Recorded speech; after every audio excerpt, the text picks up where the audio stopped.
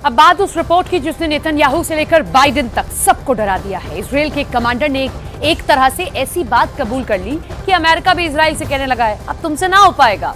Hamas के खिलाफ Israel का ग्राउंड ऑपरेशन अब बुरी तरह फंसता नजर आ रहा है।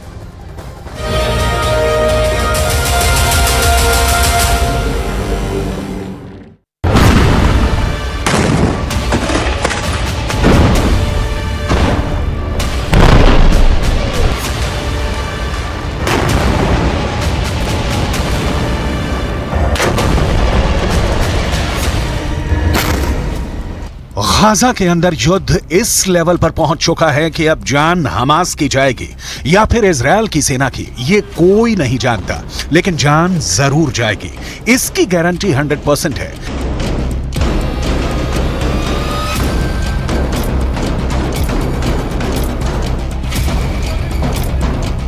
ये गाजा में क्लोज क्वार्टर बैटल का वीडियो है, यानी कमरों में लड़ा जाने वाला बहुत करीबी युद्ध।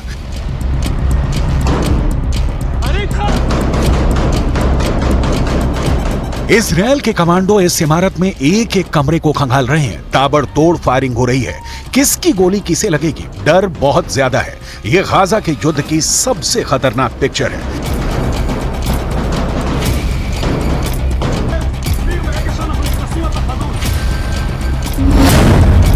लेकिन इस बीच एक बड़ी रिपोर्ट आई है जिसके मुताबिक गाजा में युद्ध अगले 2 महीने तक खत्म नहीं होने वाला, यानी जनवरी और फरवरी के बाद हमास मार्च में भी जिंदा रहेगा।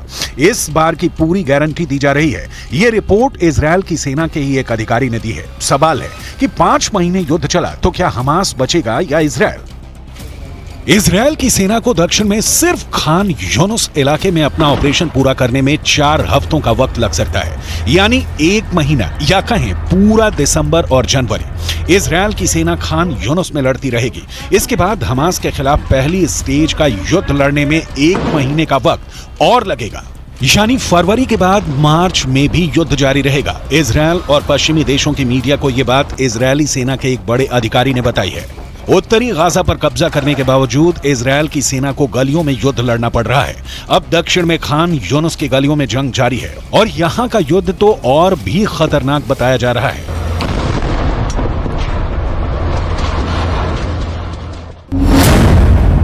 कुल मिलाकर समझिए कि 7 अक्टूबर को शुरू हुआ युद्ध अब भी जारी है। यह युद्ध 7 जनवरी तक भी चलेगा। यह युद्ध 7 फरवरी को भी होता रहेगा और इसके बाद यह युद्ध 7 मार्च को खत्म हो जाएगा। इसकी कोई गारंटी नहीं है, यानी इजरायल और हमास की जंग 5 महीनों से आगे जाएगी। अब इजरायल की सेना के अधिकारी ये बात बता रहे हैं। इजरायल को इसी बात का डर है कि अगर मार्च तक हमास जिंदा रहा तो उसकी बहुत आधुनिक मानी जाने वाली सेना की इज्जत मिट्टी में मिल जाएगी। पहले ही 2 महीनों के अंदर इजरायल और हमास के युद्ध में बहुत ही खतरनाक टक्कर देखने को मिली है। हमास के एंटी टैंक दस्तों ने इजरायल की सेना की नींद उड़ा दी है, इसमें कोई शक नहीं। बंधकों को छुड़ाने वाले सीज फायर के बाद इजरायल हमास पर 10 गुना तेज हमला करेगा, ये सब जानते थे। इजरायल ऐसी हर कोशिश करेगा जिसकी वजह से हमास के पास ना बचने का रास्ता हो, ना भागने का। लेकिन अब जो टक्कर देखने को मिल रही है उसमें हमास के एंटी टैंक दस्तों ने गाजा के हर चौर, हर गलियों में इजरायल की सेना पर हमले तेज कर दिए हैं। इजरायल की सेना अपना टैंक किस गली में ले जाए और किस में नहीं, और किस गली में जाकर उस पर हमला नहीं होगा, ये गारंटी कोई नहीं दे रहा। बिस्मिल्लाह अल्लाह।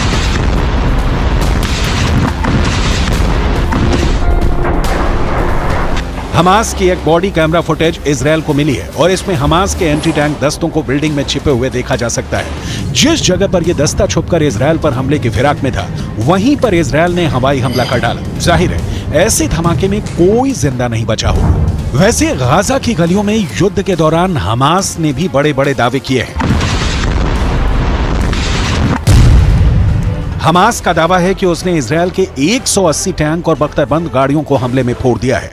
गाजा से लगातार ऐसी तस्वीरें आई हैं जिसमें इजरायली टैंक पर घात लगाकर हमले किए गए।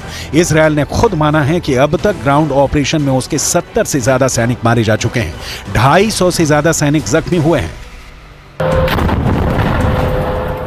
लिहाजा हमास के खिलाफ जो ताकत इजरायल को माना जाता है उसके मुताबिक नतीजे तो इजरायल को भी नहीं मिले हैं। हालांकि नेतन्याहू के सामने अपनी छवि को बनाए रखना बड़ा चैलेंज बन चुका है और गाजा पहुंचकर उनकी पहली कोशिश इसी तरफ नजर आती है। अब जैसा युद्ध चल रहा है उसे देखकर लगता है कि इजरायल को बाकी बंधकों को लेकर ज्यादा फिक्र नहीं है। ऐसे में आगे की लड़ाई और भी खतरनाक होगी। अब इजरायल के ऊपर बंधकों वाला प्रेशर भी पहले के मुकाबले काफी कम देखा जा रहा है। इसलिए इजरायल का पूरा फोकस अब हमास को खत्म करने पर है। 2 महीनों के युद्ध के बाद इजरायल की सेना ने जो टारगेट तय किए उसमें से कितने पूरे हुए, इस पर नेतन्याहू की पैनी नजर है। 2 महीने के युद्ध के बाद इजरायल को क्या हासिल हुआ? गाजा पूरी तरह तबाह हो चुका है। 18,000 लोग इजरायल की बमबारी में मर चुके हैं, लेकिन इजरायल पर रॉकेट अब भी दागे जा रहे हैं। गाजा पर हमास का कंट्रोल बाकी है। हिजबुल्लाह के साथ इजरायल का उत्तरी बॉर्डर यानी लेबनान का फ्रंट अब भी एक्टिव है। अमेरिका इजरायल की मदद कर रहा है, लेकिन सीधा इस युद्ध में शामिल नहीं होना चाहता क्योंकि वो यूक्रेन में भी एक्टिव है। ईरान के समर्थन वाले मिलिशिया इस वक्त इजरायल और अमेरिका दोनों पर हमले कर रहे हैं और इन सबके बीच हमास अब भी जिंदा है, यानी जिसे इजरायल पूरी तरह से खत्म करना चाहता है वो अब भी इजरायल से लड़ रहा है।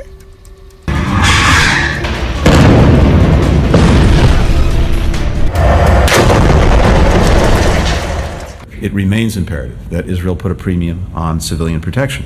And there does remain a gap between exactly what I said when I was there, the intent to protect civilians, and the actual results that we're seeing on the ground. Israel की सेना दावा कर रही है कि वो Gaza में Hamas को चारों तरफ से घेर रही है, इसलिए ऑपरेशन में वक्त लग रहा है। लेकिन गाजा से कुछ वीडियो ऐसे भी आए हैं जिससे लगता है कि इजरायल की सेना गाजा में बुरी तरह से घिर चुकी है। ये वीडियो हमास के टनल वाले दस्ते ने तैयार किया है। जहां इजरायल की सेना ने कैंप लगाया हुआ है, वहां हमास के लड़ाकू दस्ते चुपके से जमीन से निकलकर उन पर नजर रख रहे हैं। ये इजरायल को डराने वाला वीडियो है।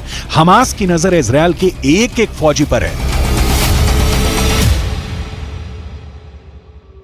इजरायल को टक्कर देने के लिए हमास ने एक नया वीडियो रिलीज किया है। यहां हमास के रॉकेट दस्तों ने अपने ठिकानों को उजागर करके दिखाया है कि उसके पास इजरायल पर हमले के लिए कौन सा नया हथियार है। ये M19 रॉकेट है जिसकी रेंज करीब 100 किलोमीटर है। हमास ने कहा है कि वो इस रॉकेट से अब इजरायल की राजधानी तेल अवीव पर हमला करेगा।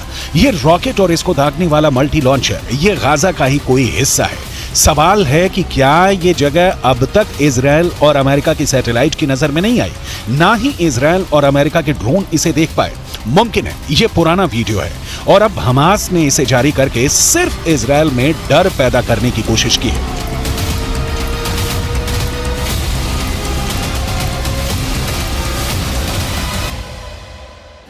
गाजा के अलावा इजरायल के लिए उत्तरी बॉर्डर बड़ा खतरा बन चुका है। ये लेबनान बॉर्डर पर इजरायल की बड़ी पोस्ट है और यहां हिजबुल्लाह ने एक एंटी टैंक मिसाइल से हमला किया और फिर देखिए क्या हुआ।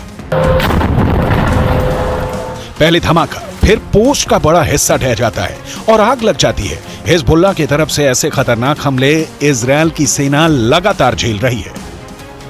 जब इसके बारे में नेतन्याहू से पूछा गया तो उनका जवाब भी गौर करने वाला है। सैनिकों के बीच इस तरह के सवालों का जवाब कैसे देना है, नेतन्याहू बहुत अच्छी तरह से जानते हैं।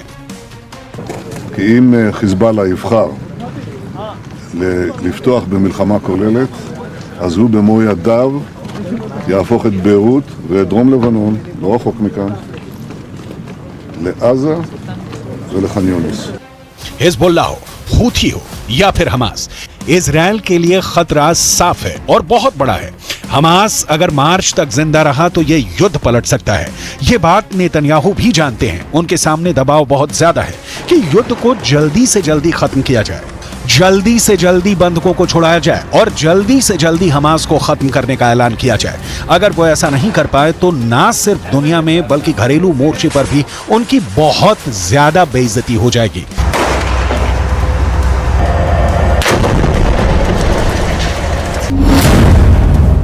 इसलिए इजरायल और नेतन्याहू के सामने सबसे बड़ा डर है कि अब मार्च तक हमास जिंदा रहेगा। यह बात इजरायल की सेना अपनी रिपोर्ट में कह रही है।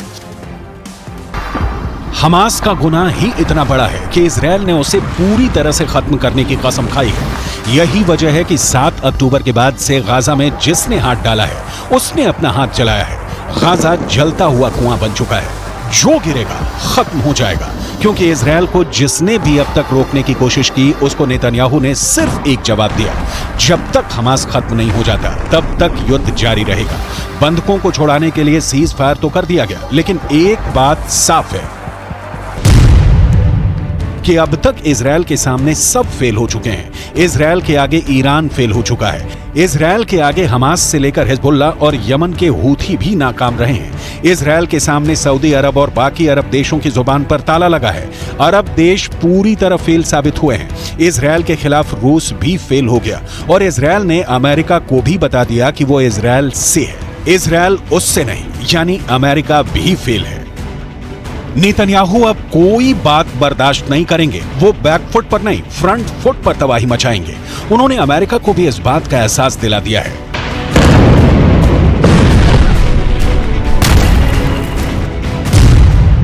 कि हमास को खत्म करने तक बिल्कुल नहीं रुकेंगे। हमास की मौत 100% पक्की है, ये नेतन्याहू की गारंटी है। उत्तरी गाजा के अस्पताल इजरायली बमबारी के सबूत बने तो दक्षिण में खान यूनिस के रिहायशी इलाके इस बमबारी के सबूत बन रहे हैं। यहां बम गिरा तो 10 लोग फौरन मारे गए, कई घायल हो गए। तबाही की ऐसी तस्वीरें हर जगह दिखी। गाजा में बमबारी रोके, इसके लिए इजरायल पर दबाव डाला जा रहा है, लेकिन उसका असर शून्य है। इजरायल को अमेरिका से मिल रही मदद इसका सबसे बड़ा सबूत है, जो फिर से सीज फायर की कोशिश के आगे दीवार बन चुका है। अमेरिका ऐसी बमबारी रोकने के लिए संयुक्त राष्ट्र सुरक्षा परिषद में आए प्रस्ताव के खिलाफ वीटो कर चुका है। بتنزل على قطاع غزة محاصر من 20 عام. هذه الأسلحة وهذه الصواريخ كلها صنعت في أمريكا وفي دول العالم الغربية، ويدعم إسرائيل من أجل القضاء على الشباب والأطفال والنساء والشيوخ. حسبنا الله ونعم الوكيل. أمريكا لما اتخذت عدم وقف إطلاق النار في الأمم المتحدة وفي كل مكان يدعو لوقف إطلاق النار، أمريكا هي التي توقف هذا، تحط حق الفيتو ضد هذا الشعب الذي يموت 24 ساعة قصف ليل ونهار لا يتوقف بالأسلحة الأمريكية। हमास को खत्म करने के लिए अमेरिका ने इजरायल को 15,000 बंकर बस्टर बम भेजे हैं। गाजा पर बमबारी के लिए अमेरिका ने इजरायल को 57,000 तोप के गोले सप्लाई किए हैं। एक तरह से बाइडन मौत बांट रहे हैं। ये इल्जाम अमेरिका पर बार-बार लग रहा है। I'm at a hospital in Gaza, and what I'm seeing are babies, tiny babies who are dependent on incubators. Those incubators need fuel, they need electricity in order to operate. They're keeping these babies alive, and they need to keep it up.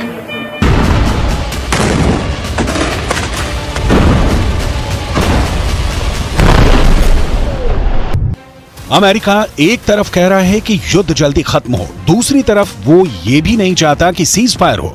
America Israel को लगातार बम भेज रहा है और Israel Gaza पर लगातार बमबारी भी कर रहा है, लेकिन 2 महीनों के बाद भी ये युद्ध जारी है और हमास जिंदा है।